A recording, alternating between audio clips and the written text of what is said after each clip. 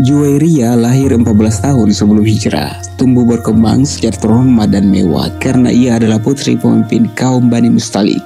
Ayahnya adalah Haris bin Abu Dirar, pemimpin Bani Mustalik. Ia seorang pemimpin yang dipatuhi. Ia berada di tengah-tengah kenikmatan dan kemakmuran ini selama beberapa waktu hingga mencapai usia kematangan sebagai seorang wanita. Ia menjadi perumpamaan karena kecantikan, akhlak baik, dan etikanya. Ia menjadi dambaan para lelaki orang kaya maupun orang terhormat. Ia kemudian dinikahi seorang pemuda Khuza'ah bernama Musafi bin Syafwan. Sama sekali tidak pernah terlintas di benaknya jika suatu hari nanti Allah memilihnya untuk menjadi seorang wanita mukminah, bahkan menjadi ibu bagi orang-orang mukmin karena dinikahi pemimpin orang-orang terdahulu dan kemudian.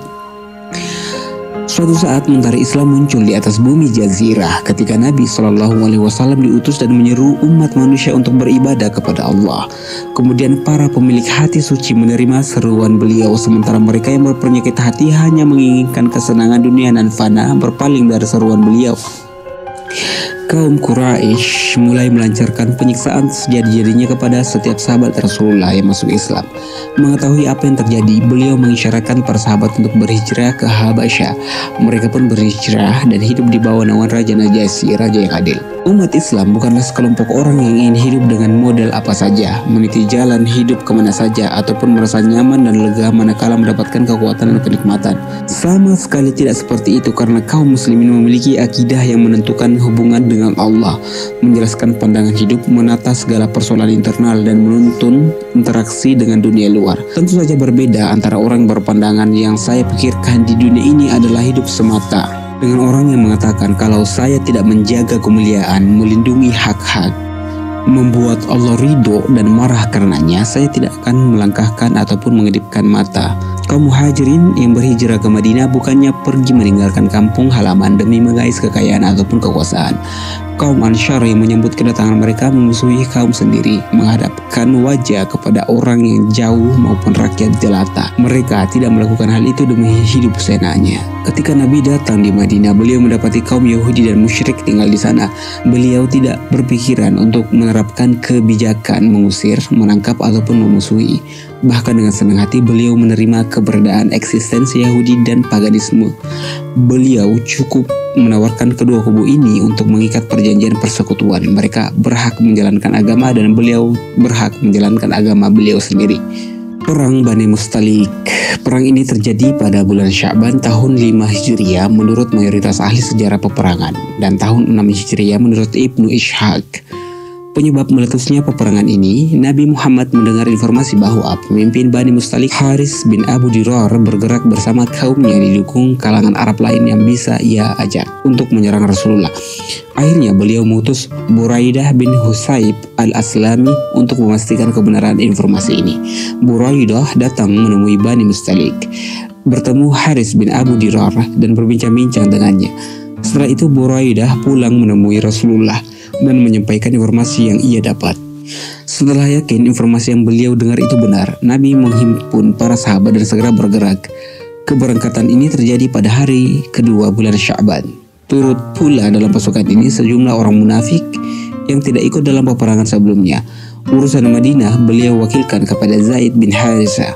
Menurut sumber lain Abu Zar, ada juga yang menyebut Mumailah bin Abdullah al-Laitsi. Haris bin Abu Dirar, pemimpin Bani Mustalik, mengirim intelijen untuk mengorek informasi tentang pasukan Islam, namun berhasil ditangkap pasukan muslimin dan dibunuh. Setelah Haris bin Abu Dirar mendengar Rasulullah SAW bersama pasukan bergerak ke arahnya, juga tewasnya mata-mata yang ia utus, Bani Mustalik dicekam rasa takut hingga orang-orang Arab yang ikut serta dalam barisan Bani Mustalik pun memisahkan diri. Rasulullah membentuk barisan panji perang kaum muhajirin.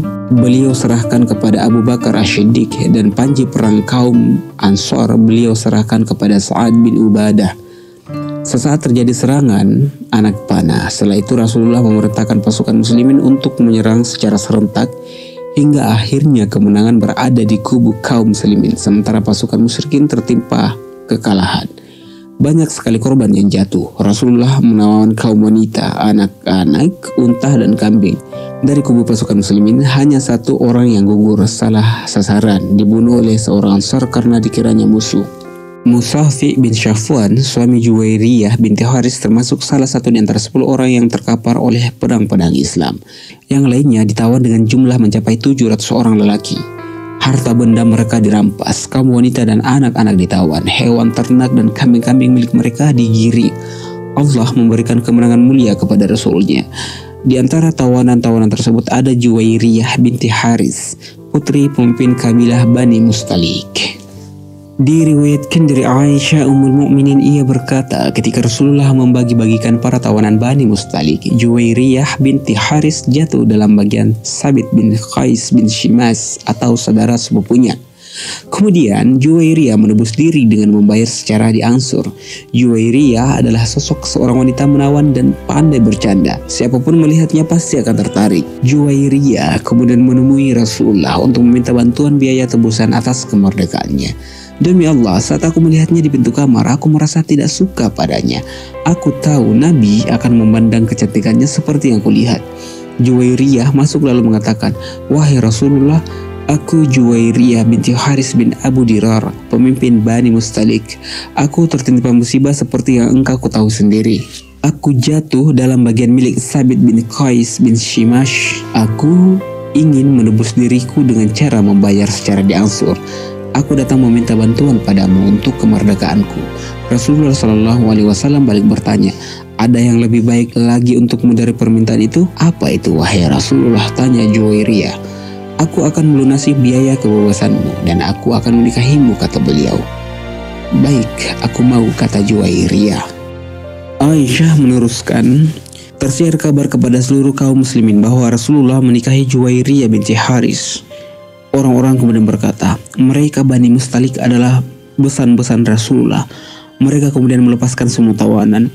Aisyah berkata, dengan pernikahan itu 100 keluarga dari Bani Mustalik dimerdekakan. Belum pernah aku mengetahui seorang wanita yang membawa berkah besar untuk kaumnya melebihi Juwairiyah. Allahu Akbar. Nikmat dan kebanggaan seperti apa kiranya yang diraih Ummul Mukminin Juwairiyah, padahal sesaat sebelumnya ia hanya seorang tawanan. Lalu seketika itu juga dianugerahi ilahi turun untuk menjadikannya sebagai wanita mukminin yang meniti jalan bersama kafilah iman dengan segenap hati dan raga. Bahkan menempatkannya di bagian depan kafilah bersama sang suami menuntun seluruh alam untuk beriman kepada Rabb dunia ini, Muhammad bin Abdullah sallallahu alaihi wasallam. Setelah sebelumnya Juwairiyah tinggal di dalam istana ayahnya, berikutnya di istana sang suami. Juwairiyah kini beralih ke rumah suami paling agung di seluruh dunia, Muhammad bin Abdullah, yang tiada memiliki istana ataupun kesenangan fana, tapi hanya memiliki kebahagiaan dunia dan akhirat. Kebahagiaan yang terpendam dalam satu hal, terwujudnya ubuh dia untuk Allah semata. Juwairiyah masuk ke dalam biliknya untuk menjadi ibunda bagi orang-orang mukmin sekaligus istri pemimpin orang-orang terdahulu, dan kemudian ia melalui masa-masa paling indah sepanjang usia di dalam rumah sederhana, melupakan kehidupan mewah dan kaya yang ia jalani sebelumnya. Sebab seluruh dunia tak sebanding meski hanya sesaat pun dengan waktu yang ia lalui bersama Rasulullah. Seandainya seorang muslim diberi pilihan antara seluruh dunia dengan sekali menatap wajah Rasulullah, tentu akan memilih tatapan tidak ternilai tersebut. Lantas bagaimana dengan orang yang hidup bersama beliau dan menjadi istri beliau untuk menjadi bagian dari Ahlul Bait yang disinggung Allah dalam firman-Nya?